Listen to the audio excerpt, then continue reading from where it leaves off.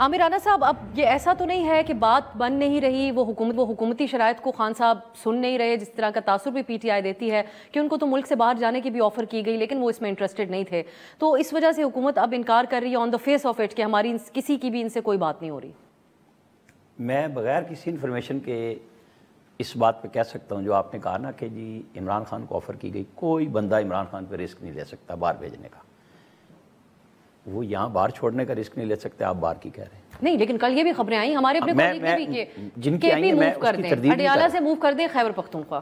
باہر سے مراد میں پاکستان سے باہر کی بات کر رہا ہوں، میں اس کا جواب دے رہا ہوں کہ وہ نہیں افورڈ کوئی کر سکتا۔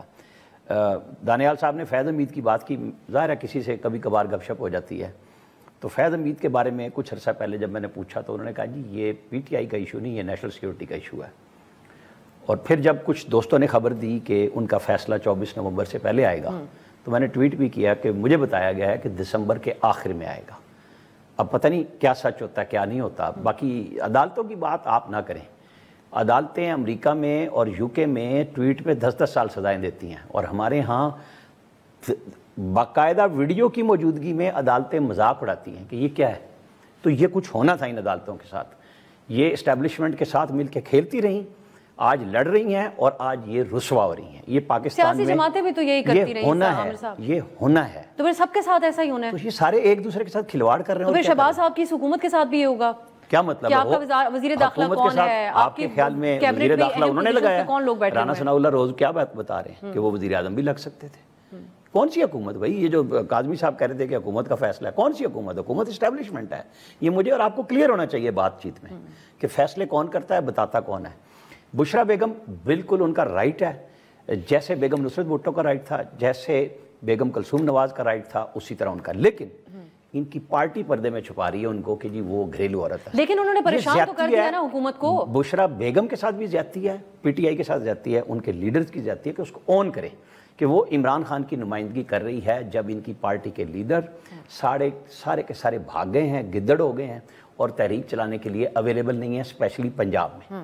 کے پی میں اس لیے ہیں کہ وہاں ان کی حکومت ہے، سارے سینہ کھول کے آ جاتے ہیں، اور جب یہاں پہنچتے ہیں تو آپ کو پتہ ہے وہ 30 گھنٹے کے بعد نکلتے ہیں 12 ضلع کراس کر کے۔ ایسا نہیں ہوتا، یہ پی ٹی آئی کی قیادت کمپرومائز ہوئی ہے، سامنے کی بات ہے۔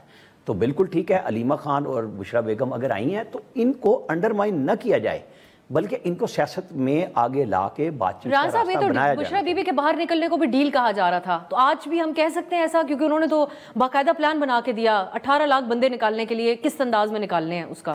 دیکھیں ڈیل تو نہیں، انڈرسٹینڈنگ کا لفظ میں پہلے دن سے کہہ رہا ہوں، اور وہ میں کہہ رہا ہوں جب کے پی کے چیف منسٹر نے پہلے دن 8 گھنٹے غائب رہنے کے بعد کے پی اسمبلی میں کہا تھا کہ آپ کو 15 دن میں خوشخبری ملے گی، تو وہ ایک انڈرسٹینڈنگ ہوئی تھی کہ ہم آپ کو کچھ ایز آؤٹ کرتے ہیں، اور ظاہر ہے وہ کے پی کے چیف منسٹر روزانہ کی بنیاد پہ، جیسے آج محسن نقوی نے کہا کہ وہاں پہ روزانہ دہشت گردی کے واقعات ہو رہے ہیں تو ہماری تو 10 دفعہ بات ہوتی ہے، تو کے پی کا چیف منسٹر نہ انٹیلیجنس ایجنسیوں سے دور رہ سکتا ہے، نہ کور کمانڈر سے دور رہ سکتا ہے، اور وہ ایپیکس کمیٹی میں بھی آتے ہیں، وہ ایس آئی ایف سی کی میٹنگز میں بھی آتے ہیں، تو ان کے جن سے رابطے ہونے چاہیے وہ موجود ہیں۔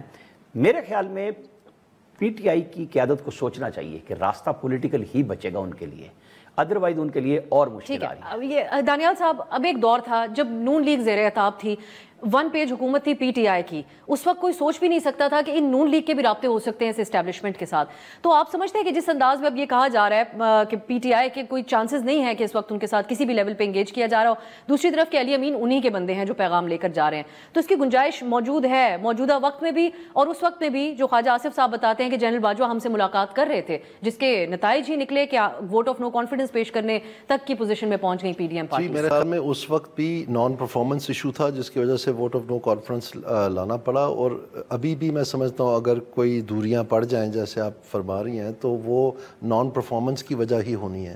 میں آپ کو ایک مثال دیتا ہوں کیونکہ مجھے پتا ہے آپ کے پاس وقت کم ہے، لیکن وہ مثال دینا چاہتا ہوں جو عام آدمی کا روزمرہ کا مسئلہ ہے۔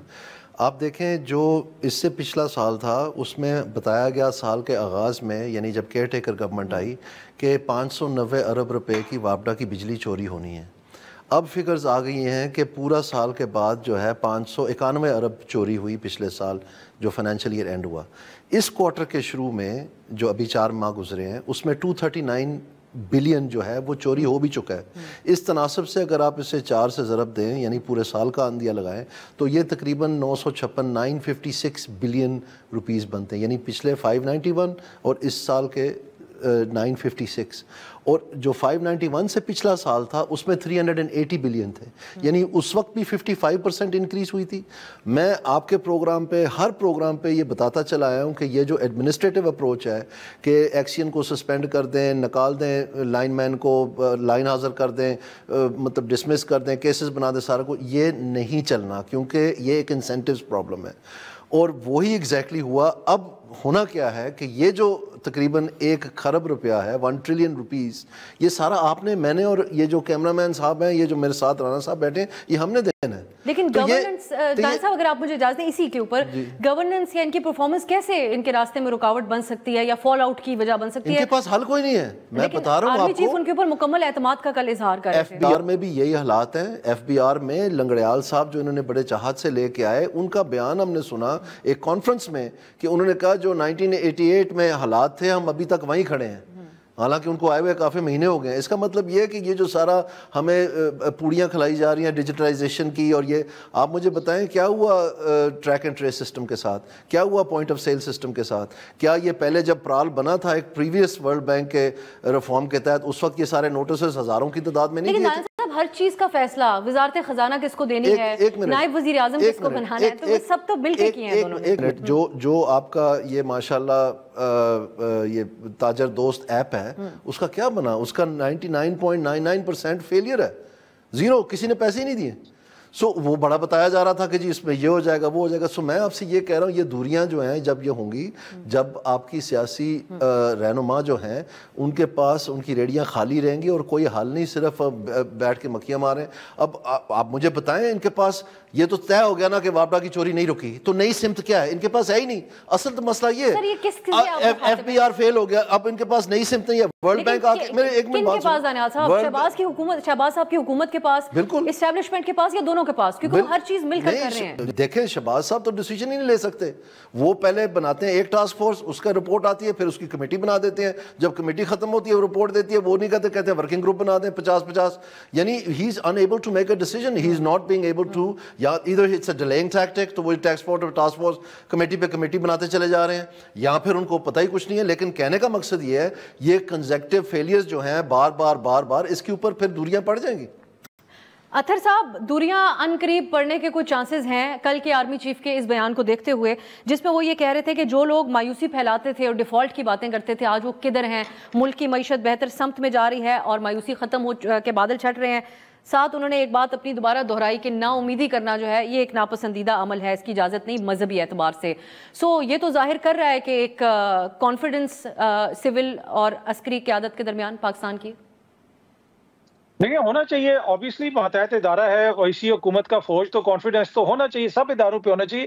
لیکن ایشو وہ نہیں ہے, ایشو یہ ہے کہ اس وقت ملک کے اندر کیا سچویشن ہے. آپ کو یاد ہوگا جب یہ حکومت آئی اور ہمیں بتایا گیا کہ 1 سال کے اندر یہاں پہ اربوں ڈالر کی انویسٹمنٹ آ جائے گی. شہباز شریف صاحب نے مختلف ممالک کے دورے کیے, یہاں پہ مصدق ملک صاحب نے ایک پریس کانفرنس کی جس میں بتایا کہ کئی ارب ڈالر کی تو صرف مٹی ہم بیچیں گے. اتنی معدنیات نکل آئی ہیں کہ 3-4 دن تو میں اور رانا صاحب ہم لوگوں نے قدم نہیں رکھا زمین پہ صحیح, کہ یہ نہ ہو کہ نیچے کوئی معدنیات خراب ہو جائیں. تو یہاں پہ حکومت کی جانب سے دعوے تو بہت سارے کیے جاتے ہیں, لیکن انفارچونیٹلی وہ ریالٹی میں کنورٹ نہیں ہوتے. اور اس کی بنیادی وجہ وہی ہے کہ جب تک آپ آئین اور قانون کے مطابق نہیں چلیں گے, اگر شہباز شریف کی حکومت ہے تو وہ شہباز شریف چلائے, اگر عمران خان کی حکومت ہے تو وہ عمران خان چلائے. جس کا جو کردار ہے آئین کے اندر وہ اس کردار کے اندر رہے گا تو ملک آگے چلے گا. اگر سیاست دانوں نے جناب کوئی اور کام کرنے ہیں, عدلیہ نے سیاست میں مداخلت کرنی ہے, کسی اور نے سیاست میں مداخلت کرنی ہے, تو پھر وہ معاملات یہاں پہ نہیں چلیں گے. یہ 76 برس کا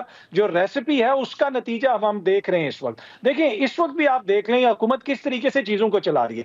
کل ہم نے دیکھا کہ اسلام آباد کی جو مین شاہراہ ہے اس پہ پولیس نے ریلی نکالی اور نعرے مارتے ہوئے وہ ریلی نکال رہے تھے. یہ ہم نے تاریخ میں پہلی دفعہ دیکھا کہ روڈ بلاک کر کے پولیس ایک سیاسی جماعت کے اجتماع یا احتجاج سے پہلے ریلی نکال رہی ہے. اور اسلام آباد میں آپ کی ڈان کی خبر ہے پچھلے ماہ کی کہ پہلے 9 ماہ میں 8,000 کرائمز ہوئے اور 4 ارب روپیہ لوٹا گیا شہریوں سے اسلام آباد میں.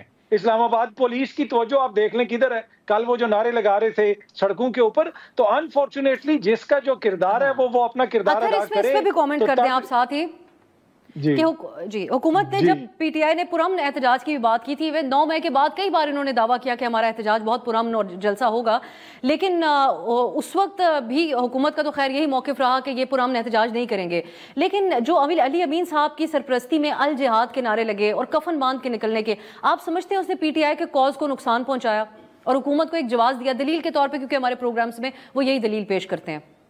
ویسے دیکھیں جی، حکومت کو جو ہم 2-3 سالوں سے دیکھ رہے ہیں، نہ ان کو جواز کی ضرورت ہے نہ دلیل کی ضرورت ہے۔ جہاں تک علی امین صاحب کے ان نعروں کی ضرورت ہے کی بات ہے، میرے خیال میں انتہائی بچگانہ اور نامعقول قسم کی وہ باتیں کرتے ہیں کہ جی کفن باندھ کے، سیاسی جماعتوں کا یہ کام ہے کفن باندھ کے نکلنا۔ بھائی آپ ڈیموکریٹک رائٹس کی بات کر رہے ہیں، آپ جمہوری رائٹس کی بات کر رہے ہیں، آپ خدا نہ خواستہ کوئی جا کے وہاں پہ جنگ کی بات تو نہیں کر رہے۔ یہ غیر ضروری بیانات ہیں۔ یہی تو میں عرض کر رہا ہوں کہ یہ جس نہج پہ ہماری پالیٹکس پہنچ گئی ہے، ہمیں اس کو آئین اور قانون کے دائرے میں لانا پڑے گا دوبارہ، اور اس کی بنیادی جو ریسپی ہے، جو بنیادی شرط ہے کہ ہر ادارہ اپنے رول تک اپنے آپ کو محدود کرے، چاہے وہ پارلیمنٹ ہے، اسٹیبلشمنٹ ہے، عدلیہ ہے یا سیاستدان ہے۔ جب تک ایسا نہیں ہوگا، انفارچونیٹلی اسی قسم کی صورتحال یہاں پہ رہے گی۔